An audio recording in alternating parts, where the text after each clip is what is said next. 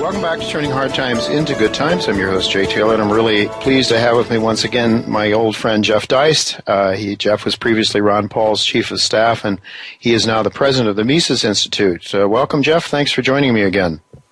Thanks, Jay. Good to talk to you. Good to have you with me. You know, we were just talking to Michael Oliver, who I know you interviewed, and it was an excellent interview, by the way, that you did with Michael. It is posted at the Mises Institute. Tell our listeners they might want to go there, not only for Michael's interview, but for some other really excellent material that's there, written material as well as interviews that Jeff does, and just a lot of great content. If you really are a fan of free markets, then the Mises Institute is one place you've got to bookmark and go there as frequently. I don't go there as often as I should, and frankly, there would be a lot of material there that I could share with you on this show, and I plan to do that with you, my listeners, over the coming year. Jeff is just, Michael Oliver, who was just on our show, was talking about, actually sent me an email earlier today, and he's a real big Rand Paul fan. And I know there are a lot of people of a free market leaning that definitely like Rand, and Rand just announced that he was going to be a candidate for president and following in his father's footsteps, perhaps. But Michael really likes him and says he thinks that he really will sort of perhaps create a third party or a third party movement at least that would break away from the establishment, essentially away from the statist tendencies that we've been into for certainly over the last 100 years or so, the direction away from freedom, from liberty and free market economics. And my thinking is, well, you know, he's in the primaries now. The primaries are one thing. It's always easy. You can carve out a certain niche in the primaries, try to gain a few people that are not perfectly in your niche, but, you know, enough perhaps to gain some power and some votes in the primary. Maybe there's an outside chance Rand could become the candidate, but then what? Well, I'd like to get your thoughts as one who certainly knows his father very well. What are your thoughts? What are Rand's chances of changing things for the better? Boy, Jay, first and foremost, I got to say, I do not envy him, because what you have to say and do and just the physical and mental rigors of trying to become president of the United States are so daunting. And frankly, if one were to become the GOP nominee, most likely you're going to have to face the Clinton machine, which is not a happy prospect because, as you know, I mean, they are just amoral grifters who destroy people who get in their way. So that's not something I would wish upon anyone. And so just on a personal level, you know, I hate to see Ron and Carol have to worry about their son and the attacks on him. But, you know, this is the age-old libertarian question, isn't it? You know, does incrementalism work, or should we stick to our radical guns and, you know, just be completely philosophically consistent? Now, Ron, of course, enjoyed the luxury of running purely with the goal of educating people, and opening people's minds to libertarian literature.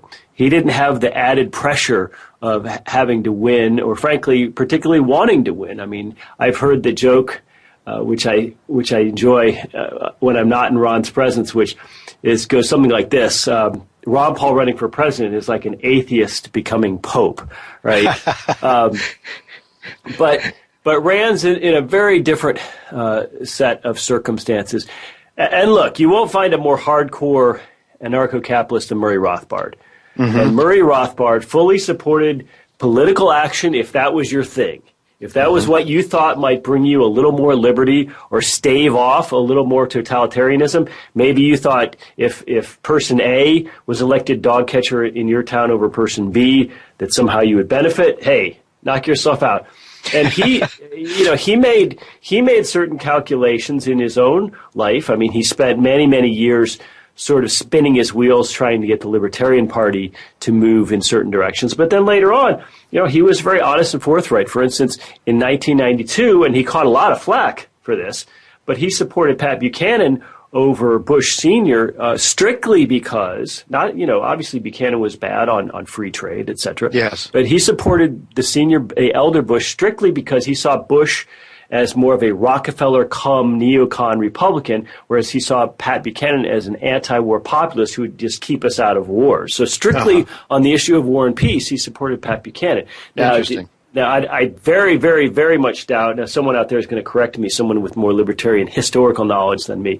I very, very much doubt that Murray went to the polls and voted in that 92 primary. I pretty much bet my right arm on it. But, nonetheless, I think if people want to support Rand Paul, if they want to go out and engage in politics, and they think that that's going to create a more libertarian U.S. or a more libertarian world, then they should do so. That's not my cup of tea.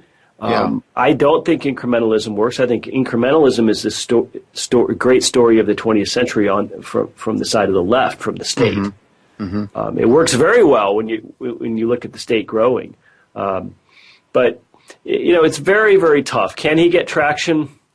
Boy, I don't think the GOP is a libertarian party. No, not at all.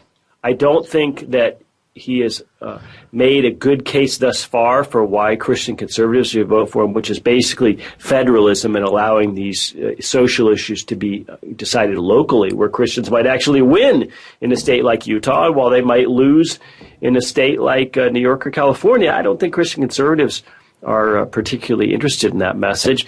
And as far as the war hawks that he's attempting to triangulate and appease, they're always going to have a Santorum or somebody to vote for who's going to out-hawk him. So it's a mixed bag, but this is what Rand's chosen to do, and people who support him, I say, knock yourself out. Yeah. Well, certainly Ron Paul took an incrementalist view in terms of education, I think. I remember I was sort of taken back by his comments one time when I had him on my show, talked about how the left, as you just noted, has made progress incrementally. His view was that on an educational basis, from an educational perspective, you need to gradually educate the populace. And to the extent that Rand can do that, I suppose that could be helpful. But I think it was Mark Skousen who said to me, well, Rand may not be as pure as his father, but he's electable. Well, we'll see about that. But in any event, he is a candidate now, so we'll certainly watch with interest. I don't know which way I stand on it. I think I kind of am in agreement with you. But let's hope that some good education comes out of the process and people can start to think in terms of what our problems are and why we're having those problems. If Rand can follow up in his father's footsteps in that regard, I think that would be great. But let's talk a little bit about the Mises Institute. And it's Mises.org, folks. That's where you should go, Mises.org. Very simple URL to remember. Bookmark that and go there frequently. But coming up, Jeff, and I want to ask you about the May 7th Mises Circle. Mises Institute has these various events around the country. I know you had one in California, I think, and maybe in Texas, and now you're doing one in the New York City area in Connecticut. Tell our listeners about it, and who are some of the speakers that are going to be there? Well, we're excited. We're going to be in Stamford, Connecticut on Thursday, May 7th. Normally we do our events on Saturdays, but because the New York City area is wired a little differently, we're doing it on a Thursday afternoon. We're going to have Jim Grant, obviously famous from earlier at Barron's, but now Grant's Interest Rate Observer, on his new book about the depression that never happened, of course, in the 20s. We're going to have Judge Andrew Napolitano, also a New Yorker. And what I'm personally most excited about is we're going to have David Stockman there on May 7th. And I think that his book, Jay, The Great Deformation, is absolutely a must-read. I think it's one of the most important books that's been written in the 21st century so far. I think if you want to understand the crisis of 08, 09, if you want to understand the history that led up to it, if you want to understand the deformations and misallocations caused by central banks, and basically if you want to understand crony capitalism, you have to read this book. It's a page-turner. I reread a couple sections last night before bedtime, and I got to tell you, I don't always 100% agree with his policy prescriptions on how we might fix the mess, but in terms of exposing, analyzing, critiquing central banks, I don't think there's anybody on earth today who's more formidable, more intelligent, more educated about this and doing a better job than David Stockman.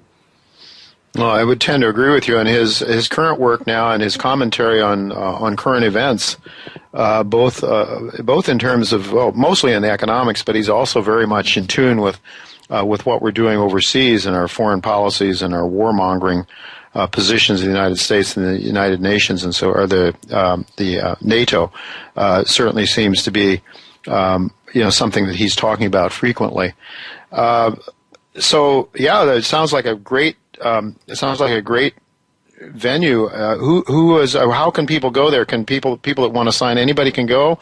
There's a fee, I think, to get in, though, isn't there, Jeff? Well, yeah, it's on May 7th. If you go to our website, Mises.org, MISES.org, and click on events, you can find out more. It's sort of a midday lunch thing, so we're going to have a speaker or two and then a luncheon at a very nice hotel in Stamford, Connecticut, which, to my understanding, you're going to correct me as somebody from Queens, but my understanding is it's quite easily accessible by train from Manhattan and greater New York City. Yeah, from Manhattan it certainly is. Yeah, it's not that hard to get there. So hopefully folks listening to this show in this area will certainly seriously consider attending. It will be a good time. I'm planning to go, and I'm hoping my wife can join me as well.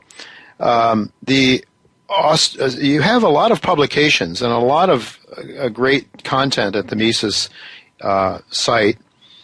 You have something new, a new publication called the Austrian, is it the Austrian Library? It's just called The Austrian. The Austrian, okay. Yeah, it's our publication that comes out every other month for our members. To be a member, you just sort of go to our website and sign up for an annual membership. And we've really tried to make it some content that's not available elsewhere. We have some cultural current events, movie reviews, that sort of thing. Most recently, we just featured Hans Hoppe's new book and the introduction to that, which is really a fascinating book, almost on sociology and anthropology and humans development into property owning individuals. So, we really try to have a lot of interesting stuff on our site. We have a daily article that I would recommend that people subscribe to, and we have a ton of great videos. But maybe most importantly, we have the best Austrian library on earth, and most of our library is free to anybody in PDF form, and we usually have a very low-cost e-reader form of books. And then, of course, we have low-cost books through our bookstore. So if you want to read about Austrian economics for little or no money, we've got an enormous library. So I would say that's our number one asset on our website.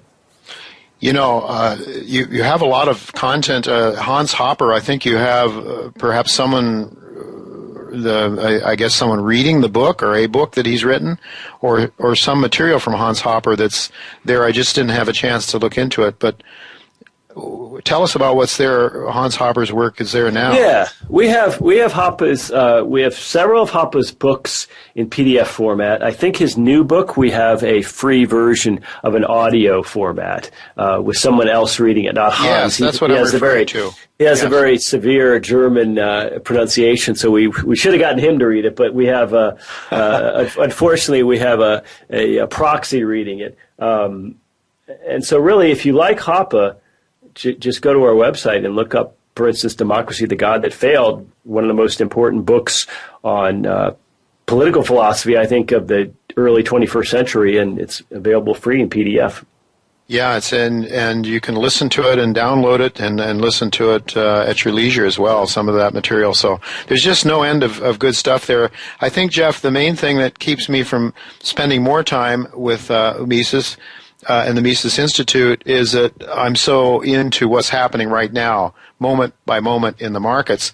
But I know that you have economists that are keeping up to date pretty much with what's going on and making comment on those on policy and events and the markets on a regular basis. So I would really encourage my listeners to go there at Mises.org, avail yourself to the resources, multiple resources, educate yourself, and I think you'll have a better understanding.